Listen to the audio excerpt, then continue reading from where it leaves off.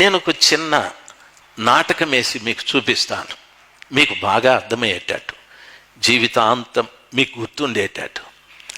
అది వేసి నేను ముగించిన తరువాత మీరు గుండెలు బాదుకొని ఏడుస్తారు. నేను అనుకుంటాను, చాలామంది నేను ఎంత పొరపాటు చేస్తున్నాను అని మీరు అనుకుంటారు. ఒకసారి రండి నాయన. దయచేసి గమనించవలసిన విషయం, బైబిల్లో చదువుకున్నట్లయితే ఒక వాక్యం, లూకా సువార్త 13వ అధ్యాయం 22-24 వచనాలు. అన్నోళ్ళకు సాయం చేయి భవిష్. 22-24 వచనాలు. నేను దయచేసి వాక్యంలో చెప్పబడినటువంటి మాట, లూకా సువార్త 13వ అధ్యాయము 22-24 వచనం. థ్యాంక్ యూ నాయన. ఆ వాక్యాన్ని దయచేసి చదవండి ఎవరైనా. వారు ఆయన యెరూషలేమునకు ప్రయాణమైపోవచ్చు. చాలేనైనా అమ్మా. బోధించుచు పట్టణములలోను గ్రామాలలోను సంచారము చేయుచుండెను. ఒకడు, ప్రభువా అంటే ఉన్నాడు, ప్రభువా మీరు బోధించే బోధ వింటూ ఉంటే రక్షణ పొందే వాళ్ళు కొద్ది మందిగానే అనిపిస్తున్నారు అని ఆయన శిష్యులు అడిగారు. అడిగితే ప్రభు ఏమంటున్నాడు చూడండి, ఆయన వారిని చూసి ఇరుకు ద్వారమున ప్రవేశింప పోరాడండి. ఏ ద్వారం అది? ఇరుకు ద్వారం రా బాబు. పరలోకానికి వెళ్ళే ద్వారం ఎట్లాంటిదంటే ఇరుకు ద్వారము అన్నాడు. బాగా గమనించాలి, పరలోకానికి వెళ్ళే ద్వారము ఇరుకు ద్వారం. నేను మీకు ఒక స్టోరీ చెప్పినాను కదా, రైలు పెట్టెలో ద్వారము చాలా చిన్నది. ఆమెలాగా నాకు ఒక క్యారీ బ్యాగ్ ఉంది. నేను ఇప్పుడు యేసు ప్రభుల వారి మార్గంలో ప్రభు దగ్గరికి వెళ్ళాలి. ప్రభు అంటాడు, ఇరుకు ద్వారమున ప్రవేశించుటకు పోరాడండి అని అన్నాడు. అనేక మంది ప్రవేశింపచూతురు, కానీ ఆ మార్గం చాలా ఇరుకైంది, పోలేరని. నేను కూడా యేసు ప్రభుల వారు అవతలున్నాడు, నేను ఈ ప్రక్కున్నాను. యేసు ప్రభుని నేను రక్షకుడుగా అంగీకరించాను. నా పేరు మార్చుకున్నాను. నా పేరు రాజశేఖర్. బాప్తిసం తీసుకున్నా. ఎవరైనా అడిగితే నేను మారు మనసు పొందిన, బాప్తిసం కూడా పొందిన, రక్షించబడిన. ఎవడు నీకు బాప్తిస్మం ఇచ్చింది? రాజశేఖర్. ఎక్కడ నువ్వు తీసుకునింది? ఇమాన్యుయల్ చర్చ్. ప్రతి ఒక్కటి చాలా పర్ఫెక్ట్గా ఉంది. అయితే ఈ క్యారీ బ్యాగ్ నేను వదలలే. బాగా వినాలి. దీంతోనే ఆమె రైలు ఎక్కినట్టుగా యేసు ప్రభు చెప్పినాడు కదా ఇరుకు ద్వారం అని. ఆ ద్వారం దాటితేనే అవతల ఉన్న క్రీస్తు ప్రభుల వారిని కలుసుకుంటాను. నేను ఆ ద్వారం దగ్గరికి పోయినాను. ఆ ద్వారం దగ్గరికి పోతే నేను దూరుతున్నాను, కానీ బ్యాగు దూరడం లేదు. ఆమె చేసినట్టే ఇట్లా అడ్డం తిరిగి ఇట్లా పోతూ ఉన్నాను. పట్లే. ఈ పక్క తిరిగి ఇట్లా పోతూ ఉన్నాను. పట్లే. అట్లే నిలబడ్డాను. అప్పుడప్పుడు ఒక్కొక్కడు వెళ్ళిపోతూ ఉన్నాడు. చాలామంది నాలాగానే బ్యాలెన్స్ చాలామంది ఉండిపోతూ ఉన్నారు. నేను ఎంతో ప్రయత్నం చేస్తున్నాను. అవతలున్న యేసు ప్రభుల వారిని, ద్వారం అవతలున్న ప్రభుల వారిని కలుసుకోవటానికి చేత కావడం లేదు. ఏమి క్యారీ బ్యాగ్, ఏమి ఇందులో ఉంది? ఆ ద్వారంలో నేను నా బ్యాగు ఎందుకు పట్టడం లేదు అని అంటే ఆయన అన్నాడు, ద్వారం అది ఇరుకు, అది ఇరుకు, నీ సరుకు విశాలం. ఏముంది నా బ్యాగులో సరుకు అని అడిగితే ఒక్కొక్కటి చెప్తాను. ఈ భారం ఎక్కువైపోయాది, అప్పుడప్పుడు సరి చేసుకుంటాను. ఇది నన్ను వెనక్కి లాగేస్తూ ఉంది, బరువు. ముందుకెళ్తున్నాను, మళ్ళా వెనక్కి లాగుతుంది. ప్రశాంత్ అన్న చెప్పాడు, ఎన్నో రోజుల నుండి యవనస్తులు రండి, పాడండి, ముందుగా రండి, ప్రార్థించుకోండి. రాలే మీరు. ఎందుకో తెలుసా? ప్రభు బిడ్డలే. Because of carry bag. మీరు ఎందుకు రాలేదో తెలుసా? Carry bag. మీరు ముందుకెళ్తున్నారు, బరువు వెనక్కి లాగుతూ ఉంది. మీకు అర్థమైందా? దయచేసి గమనించాలి. మీకు ఆశ లేక కాదు, దేవుడంటే ఇష్టం లేక కాదు, దేవుని సన్నిధానంలో గడపాలని ఇష్టం లేక కాదు. ఉంది, ఆలోచన ఉంది, ఆచరణలో పెట్టడానికి బరువు వెనక్కి లాగేస్తూ ఉంది. దయచేసి వినాలి. నీవే కాదు, చాలా మందిని వెనక్కి లాగేస్తూ ఉంది. అయ్యలారా, బాగా వినాలి. దైవ సేవకుడు ఈ వేదిక మీద నిలబడి మీతో మాట్లాడిన మాటలు గుర్తులేమంటారా? బాగా గుర్తున్నాయి. వెళ్ళిపోవాలి, వచ్చే వారం 8:30కంతా వెళ్ళిపోవాలి అని. ఆ సమయం వచ్చేటప్పటికీ ఏదో పని, ఏదో ఆలోచన, దేవుని పని నిర్లక్ష్యం చేస్తూ ఉన్నాం. దేవుని వాక్యం సెలవిస్తుంది, ఇంత బరువు, నేను ఎంత తొందరగా వెళదామనుకున్నా ఈ బరువేంది, మొయ్యలేక దీన్ని సరిచేసుకొని ఈ బరువుని ఇంకా కొంచెం బరువెక్కి వంగిపోతూ ఉన్నాను. బరువు నన్ను వంచేస్తూ ఉంది. మొదట ఎత్తుకున్నప్పుడు చక్కగా ఉన్నాను, కొన్ని రోజులైన తరువాత వంగిపోతున్నా.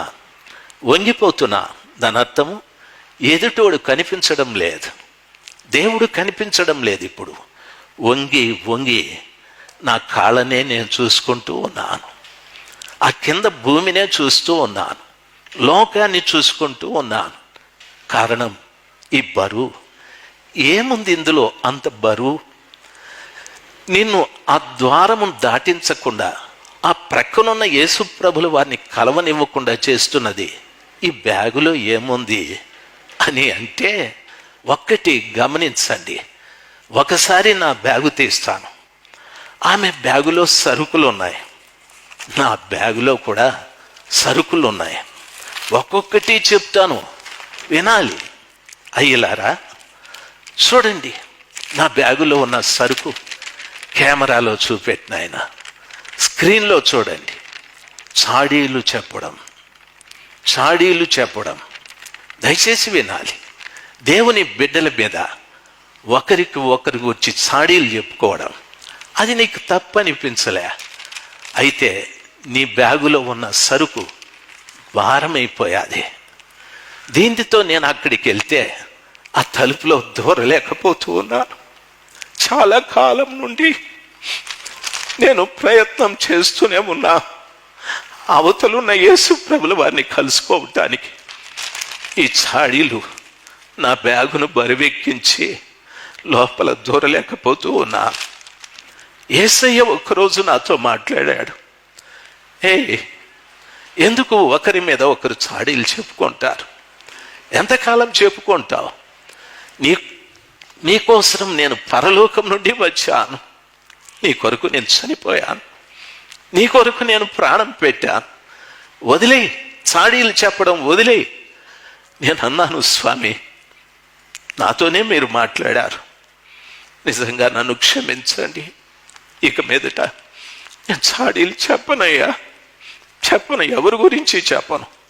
ఇదిగో నేను పడేస్తాను ప్రభా. దయచేసి గమనించాలి. నేను చాడీలు చెప్పలేదు, మానేసుకున్నా. నేను అనుకున్నాను, థ్యాంక్ యూ జీసస్, ఈ చాడీలు చెప్పే పాపము నుండి నాకు విడుదల ఇచ్చారు, వందనాలు యేసయ్యా. ఇప్పుడు వస్తాను ప్రభా. తిరిగి వెళ్ళాను. అయినా బ్యాగు తిరిగి అడ్డు తగులుతుంది. ఏం మరలా నాకున్న సమస్య? ప్రభుల వారు మరుసటి ఆదివారం వెళితే ఇంకొకటి చెప్పాడు ప్రభుల వారు నాకు. ఏమిటో తెలుసా? ప్రభు అన్నాడు, కోపం ఉందిరా బాబు, నీకు కోపం ఉంది, పగ ఉంది, కోపడుతున్నావు, ప్రజల మీద పగ ఉంది నీకు. కోపపడుతూ పగ పెట్టుకొని దేవుని స్తుతించుడి అనే పాట పాడతావు, హల్లెలూయా స్తుతి మహిమ అంటావు. అంతేకాదు, అబద్ధాలు కూడా చెప్తూ ఉన్నావు. ఎన్ని లెక్కలేనన్ని బ్యాగులో ఉన్నాయి. ఆ రోజు కూడా ఏడ్చాను. క్షమించు ప్రభువా, ఇక నేను అబద్ధాలు చెప్పనయ్యా.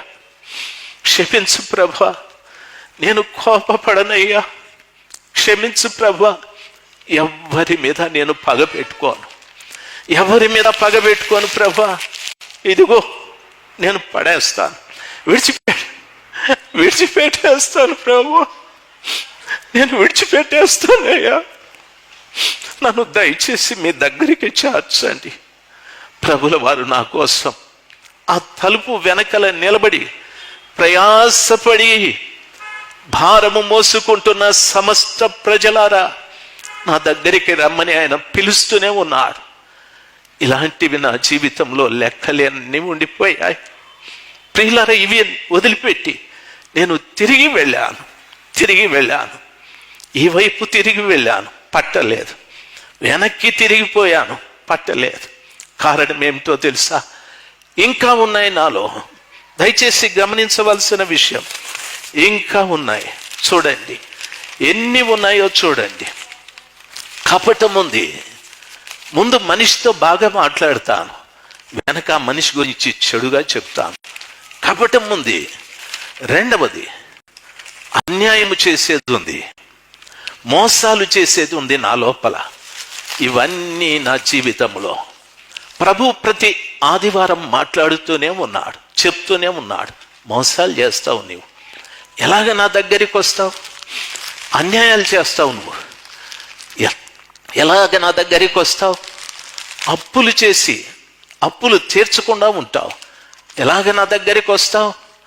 ప్రభుల వారు చెప్పినవన్నీ కూడా కన్నీళ్లతో వదిలిపెట్టుకున్నాను, విడిచిపెట్టేశాను. ప్రియులారా, గమనించాలి.